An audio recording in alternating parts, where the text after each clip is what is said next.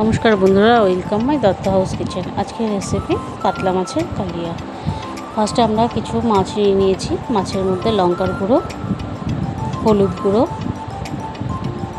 এবং লবণ দিয়ে ভালো করে মাছটাকে মেখে নেব।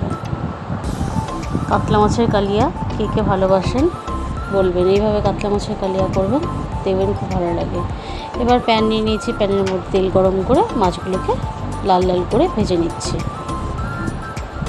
আমাদের রেসিপিগুলো ভালো লাগলে সাবস্ক্রাইব করবেন, পাশে থাকবেন। দেখুন বন্ধুরা, কথা বলতে বলতে মাছগুলো সমস্ত ভাজা হয়ে গেল। এরপর নিয়ে নিয়েছি পেঁয়াজ বাটা। পেঁয়াজের পরিমাণ একটু বেশি নেবেন।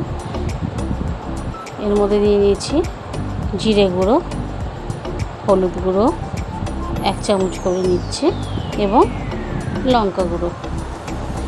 এরপরে তেলটা গরম করে মাছ ভাজা তেলটাই কিছু নিয়ে নিয়েছি। এরপরে আমরা কালো জিরে দিয়ে দিচ্ছি তেলের মধ্যে। কালো জিরেটা একটু ভাজা ভাজা হয়ে আসলে আমরা যে মশলাটা রেখেছিলাম তার মধ্যে জল মিশিয়ে মশলাটাকে দিয়ে দিলাম তেলের মধ্যে। এবার মশলাটা ভালোভাবে আমরা কষতে থাকবো যতক্ষণ না মশলা থেকে তেল বার হচ্ছে। দেখুন বন্ধুরা, তেল ছেড়ে এসছে। এরপর আমরা দিয়ে দিয়েছি একটা বড় টমেটো।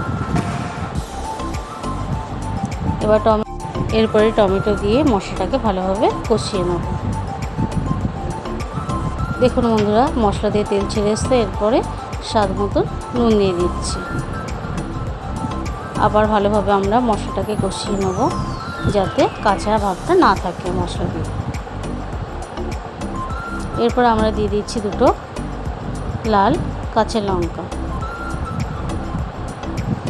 এইভাবে কাতলা মাছের কালিয়া রান্না করবেন, দেখবেন খুব টেস্টি হয়। এর মধ্যে টক দই দিলেও দিতে পারেন, আমাদের কাছে ছিল না বলে আমরা দিইনি। এরপরে দিয়ে দিলাম পরিমাণ মতন জল। এরপরে জলটা দেওয়ার পরে জলটা একটু ফুটে আসলে আমরা মাছগুলো দিয়ে দেবো।